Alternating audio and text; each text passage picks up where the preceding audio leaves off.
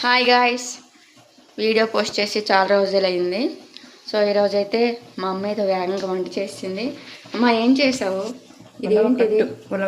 ఉలవ కట్టు కోసుపు ఫ్రై చేసేసారు ఆల్రెడీ.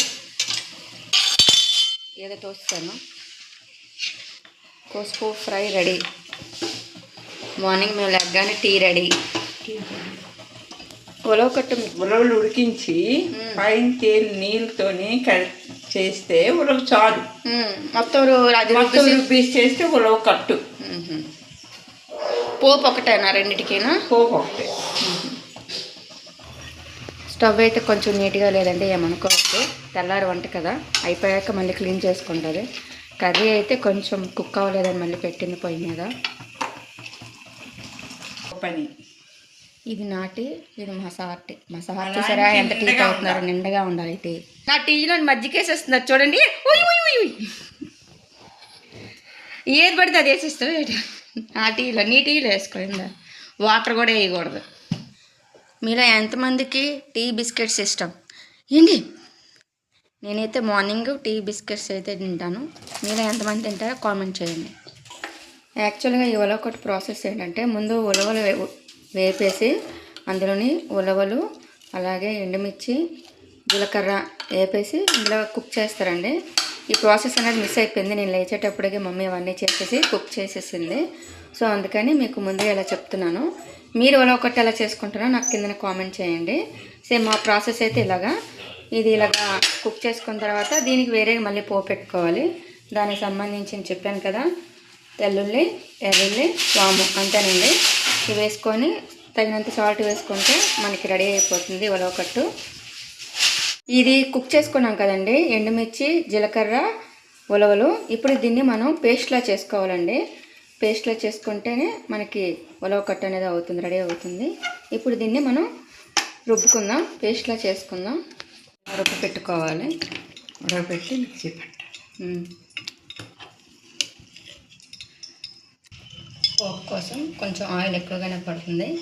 ఇలాంటి వెడల్పాటి బాగానే పెట్టుకుంటే బాగా కుక్ అవుతుంది. కూడా ఎక్కువే పడతాయి. దీనికి మెయిన్ ఎక్కువ తెల్లుల్లిపాయలు ఎక్కువ పడతాయండి. టేస్ట్ అనేది ఎక్కువగా ఉంటుంది, టేస్ట్ అనేది బాగుంటుంది.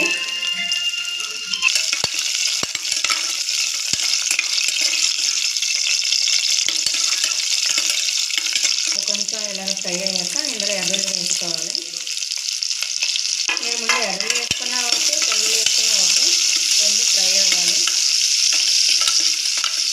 మీకు ఇందులోకి కారం చాలదా అనుకోవటే, కారం చాలకపోతే ఇందులో ఎండుమిర్చి కూడా వేసుకోవచ్చు ఆప్షనల్గా, అది ఎవరితో. మాకైతే కారం సరిపోద్ది. ఇందులో వాము వేసుకోవాలి. వాము కూడా కొంచెం ఎక్కువే పడుతుంది. ఇలా కొంచెం నలుపుకొని వేసుకోవాలి. మీరు వాము కూడా కారంగానే ఉంటుంది. మీరు ఎండుమిర్చి వేసేటప్పుడు వాము వేసుకొని ఒకసారి అన్నీ వేసుకున్న తర్వాత చూడండి. నాకు తెలిసి మరి ఎండుమిర్చి అయితే అవసరం లేదు, ఎందుకంటే మనకి ఇందులోనే ఆల్రెడీ వేసి చేసుకున్నాం కాబట్టి కారం అనేది బాగా దిగుతుంది. సో నాకు తెలిసి అవసరం లేదు. ఇంకా కారం ప్రియులు అంటారు కాబట్టి వాళ్ళకి చెప్తున్నాను. సో ఇందులోని ఇంగ్రీడియంట్స్ అన్నీ వేసాం కదా, ఇప్పుడు ఇది కుక్ వేగుతుంది. వేగాక మనం రుబ్బు పెట్టుకున్నది ఇందులోని మనం వేసేసుకోవాలండి, తిరగబోసుకోవడం. అది అలాగా కల్లాగా ఉడకాలి. ఉడికితేనే టేస్ట్ అనేది చాలా బాగుంటుంది. ఈ ఉలవ కట్టులోని బెనిఫిట్స్ ఏంటంటేనండి, మన కిడ్నీలో రాల్స్ ఉంటాయి కదండి, ఆ కిడ్నీ రాల్ అనేది కరిగించడానికి మంచి ఆయుర్వేదిక్ ఫుడ్ అండి ఇది. సో మన ఎముకలు కూడా గట్టిపడతాయి. ఉలవలతో ఏం తిన్నా కూడా మనకి ఆరోగ్యానికి మంచిదేనండి, అది గుర్తుపెట్టుకొని మనం చేసుకోవచ్చు. ఈ రెసిపీ అనేది బ్యాచిలర్స్ కూడా చేసుకోవచ్చు అండి. ఒకసారి ట్రై చేయండి, చాలా సింపుల్ ప్రాసెస్, కష్టమేమి ఉండదు. ఇలా పోసుకున్నాం కదా, సో ఇది ఇలాగా కొంచెం వాటర్ వేసుకొని కల్లాగా ఉడకడమే. నేను చూడండి ఎంత రెసిపీ చూపించాను కదా, పక్క నుంచి మా ఆయన సటార్లు వేస్తున్నారు. చేయడమే చూపించడమే తప్ప నువ్వు తినేది ఏటి ఉండదు అని అంటున్నారు. కానీ తింటానండి, అంత ఎక్కువ కాదు, నాకు కడుపు పట్టినంత తింటాను. ఇందులోని పసుపు మీరు పోపులైనా వేసుకోవచ్చు, ఇలాగా ఉడికినప్పుడైనా వేసుకోవచ్చు. సో మన ఉలవ కట్టు అనేది రెడీ అయిపోయిందండి. సో ఇది ఉడుక్కుంటుంది. ఉలవ కట్టు రెడీ అయిపోయిందండి. క్యారేజీలో కూడా వెత్తేసింది, అందుకే తక్కువ అయిపోయింది.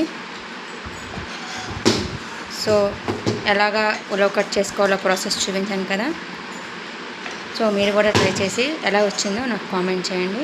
సో బాయ్ బాయ్, నెక్స్ట్ వీడియోలో కలుద్దాం.